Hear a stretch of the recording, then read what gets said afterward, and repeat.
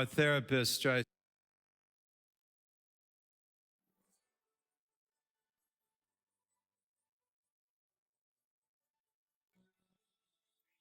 Okay, this next part. Okay, I don't know if anybody's been to therapy. Who's been to therapy? Who's been to this? Okay, awesome, awesome. I have too. So I was thinking about it.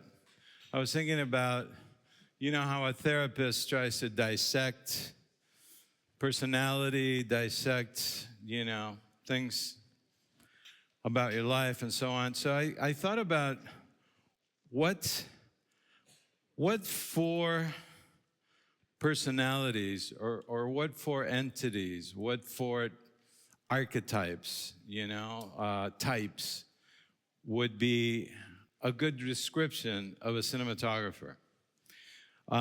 And I did some thinking about it, and I thought, well, I'm going to go get some notes before I lose you. Hang on a sec, because I don't want to forget anything.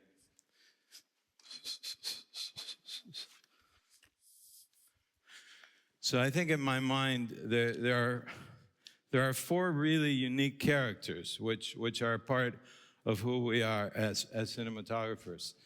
And I'm going to start. There's four, and the first one to me, I just know that a character that cinematographers share is that of being a lunatic. Okay? A lunatic. And let me explain to you why.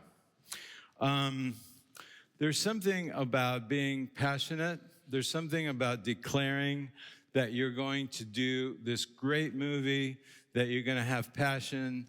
There's a fire and an excitement that cinematographers have that conveys visuals to a director, and you convince him with your approach, and it's this kind of crazy guy who has all these ideas, and I like to encourage that. I like to encourage the fact that any idea is possible at the beginning when you're first starting.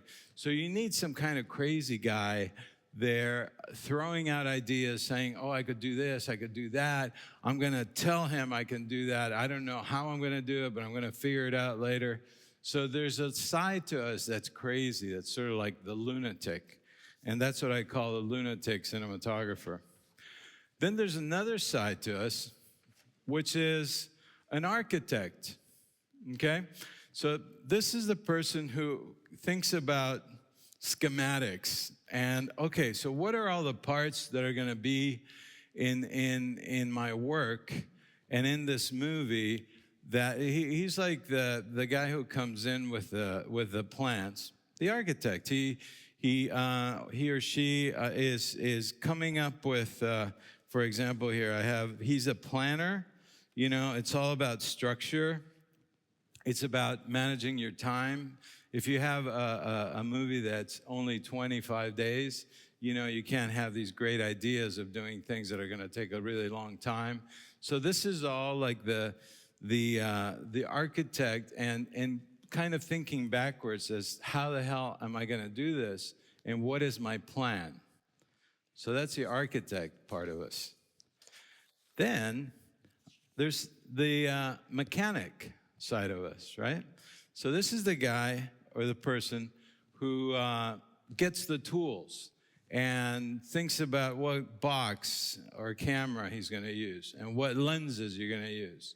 And you gather your tools. You think about, oh, am I going to use a drone? Am I going to use a crane? Am I going to have dolly track? And then you gather all of your tools together, and these are the things that you're going to use. This is the mechanics of how you're going to do what the architect thinks that you can do. And then the interesting facet that we have as directors of photography, and the last one is a very interesting one because it deals with all three other facets of the cinematographer, and that is the judge. And the judge, it's like you have a little person on one shoulder, and you have this other little person on the other shoulder, and one is saying, yeah, go do that. And the other one was saying, no, no, no. If you do that, remember last time you did that and it was terrible? You don't want to do that. The judge usually fixes things. The judge comes in and he's a storyteller. You know, he has had experience. The judge comes up with the better idea, you know, and the judge corrects. And it's usually, if I would say 50% of the times, the judge is canceling light because we have a tendency to overlight, right? We have a tendency to, you want to make sure it's exposed, you want to make sure it's happening, and then you hit it with light. And then what happens is that might be good for the foreground, but that light goes all over the background, and you don't have a chance to cut it. So all of a sudden, your photography is crappy because, you know, you've overdone it. So having that restriction, having that gauge as to what is good and what is bad is imperative to deal with all the other sides of the personality of a cinematographer. Now, you might ask, what makes a good judge? And what makes a good judge is experience. It's, it's observation. It's the fact that you've learned a lot in your life. You've opened your eyes to sunsets and sunrises and magic hour. You know that there are 7 minutes of beautiful light that you could shoot in any direction and it's going to look great. And when you're in trouble and you can't light anything, if you shoot a magic hour or when, you know, when the light is very low. Why is magic hour such a beautiful light? Does anybody know? The reason is because the difference between the brightest thing in the frame and the darkest thing in the frame is very small. So the camera loves this because it doesn't have to work so hard to deal with the highlights and the low, you know, and the dark areas. So that's why magic hour looks so good. That's why many shoots are saved by having 3 cameras shoot the last scene at magic hour in 7 minutes, and you get it because you can do frontal shots, you can do side shots, and you can do the other shot, and they're all pretty good because you don't have ugly light coming from one side or the other. So it's the judge that has been observing things in nature and realizing when something is good and making a mental note of it. You know, when I look at films like Blade Runner and the beautiful work that Roger did and those effects of the light hitting and making the beautiful patterns of watermarks all over, I mean, that's inspirational, man. That's gorgeous stuff. And I can almost guarantee you that Roger Deakins was in a hotel room one day and there was a pool and the sun hit just perfectly into the pool, and there was somebody swimming, and the water moved, and then it did something like that in the ceiling of his hotel room, and he went, man, that's good. How do I do that? How do I put that in a movie, you know?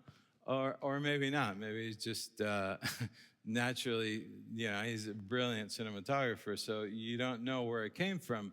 But there are many gifts from the heavens like that are everywhere, that if you observe, if you're open to it, if you're exposed to beautiful artwork, pictures, films, you have 100 years of history of incredible films that are out there, you know, that you can look up. You can look at a movie like Night of the Iguana. You can look at a movie like Lawrence of Arabia. Any type of, you know, resources.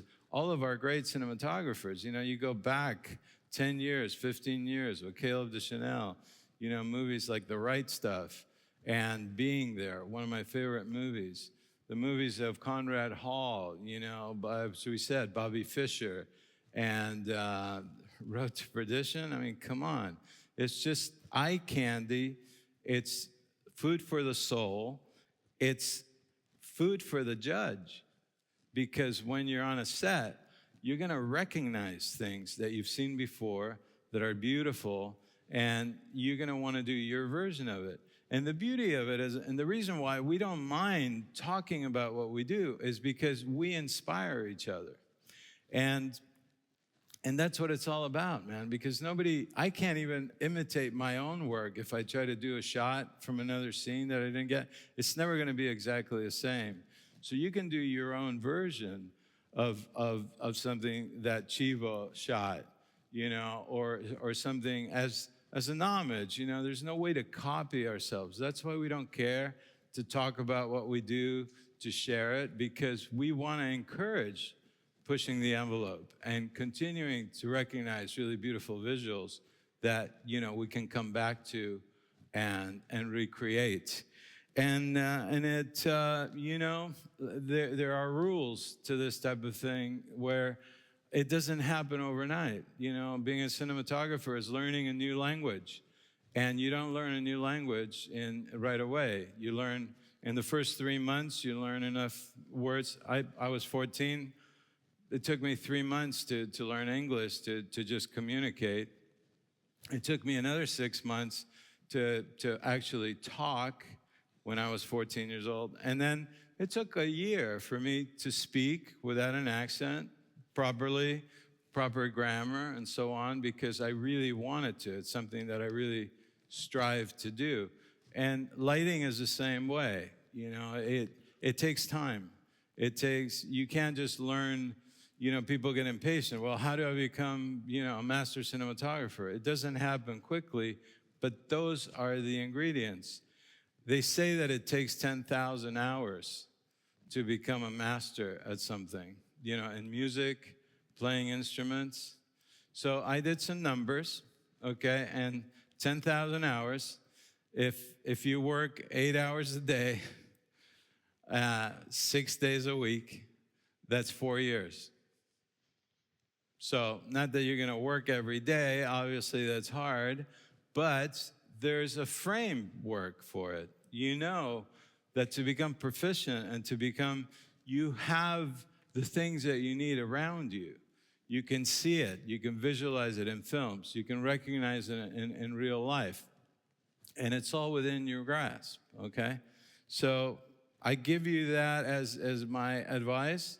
But I was hoping that in this class, and with the help of these beautiful cameras from Arri, the lovely lenses, you see, it didn't take very long with this equipment to come up with something that, had some heart to it. When you have people that know the gear, knowing the gear, part of the mechanic, right? And you can reach some emotional bits, and hopefully, my hope for you guys is that you get inspiration from this, and not just be stuck on the technical side of it all, because I'm not very technical, and I had a career, and it's about passion. It's about, the effect of that picture when the war was over and the army guy takes the girl and gives her that kiss. That feeling, that's got to live inside of you, and you have to want to make pictures, and you want to tell stories, and it's all around, and it's all doable. So that's what I wish for you guys. I hope that you have the opportunity to reach your goals, and everything is around you. You just have to grab it, okay?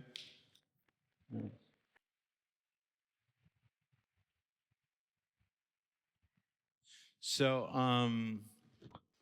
as a last thing here, let me check in with the folks. But let me ask if there's anything that you've wanted to ask, or any questions at all from the crowd here.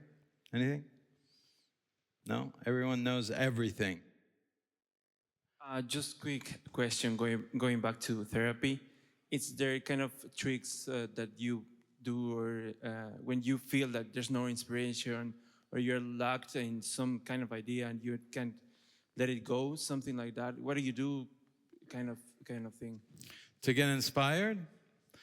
Like I was telling you, how can you not be inspired when you have a library of 100 years of incredible films? that also going to museums, seeing artwork. You know, you're in this beautiful place that has history. You know, we live in Los Angeles. We have no history. We have, you know, everything is new, and the buildings, the oldest thing. If something is 50 years old, it's like, oh my God, it's 50 years old. You know, and so taking advantage of the beautiful things, like the place, like every cinematographer should go to Tuscany if you can, you know, because the color of the light in Tuscany, those golden tones that go with the terracotta and the browns, and you know the blooming spring flowers, and it's a color that you don't see anywhere else in the world for some reason. It's and it stays with you. You know, it stays with you to want to recreate it and to want to try to the right gel to play with it, and. It's very important to travel, to absorb it. Again, it's all about the observation of these beautiful things, going to places with, you know, with artwork, you know, studying Rembrandt, studying Vermeer. I mean, Jesus Christ, there's so many things that you can do to make that judge more knowledgeable, you know, to where you're trying to recreate something on a set and you're trying to recreate a mood, and you can reference pictures, you know. The movie that Caleb shot, Never Look Away, about the art of Richter, the artist, it was just stunningly beautiful.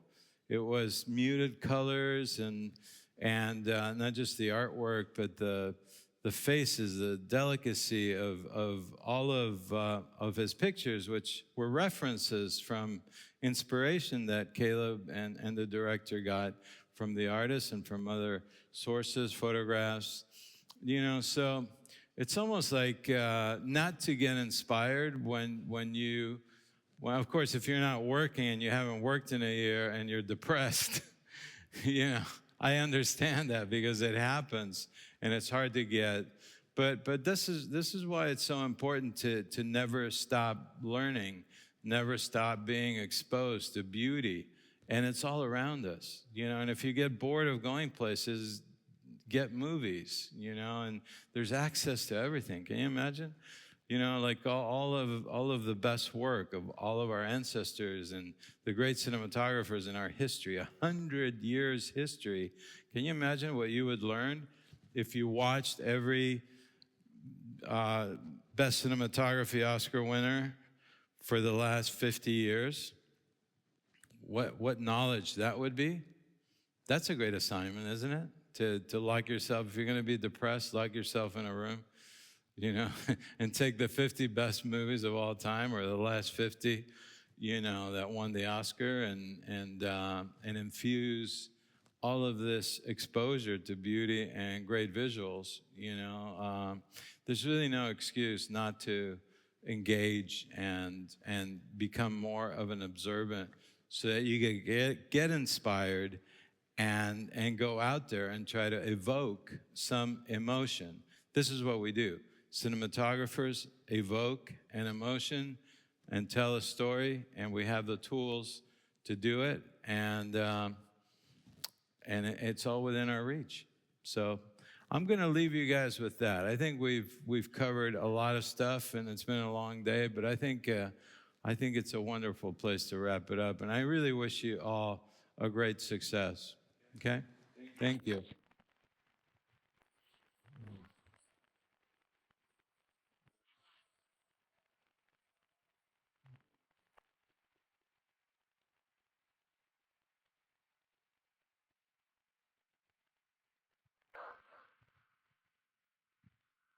Yeah.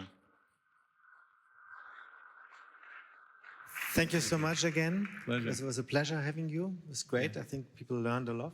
I hope that. I would call Arthur, Gunnar, and Charlie again if they are. Come with Charlie. Are you still here? You need not bring the Trinity, but you can. Ladies and gentlemen, thank you very much for coming. Give those guys a big hand. Thank you. Well done. Thank you. Thanks. Thank you. Bye-bye.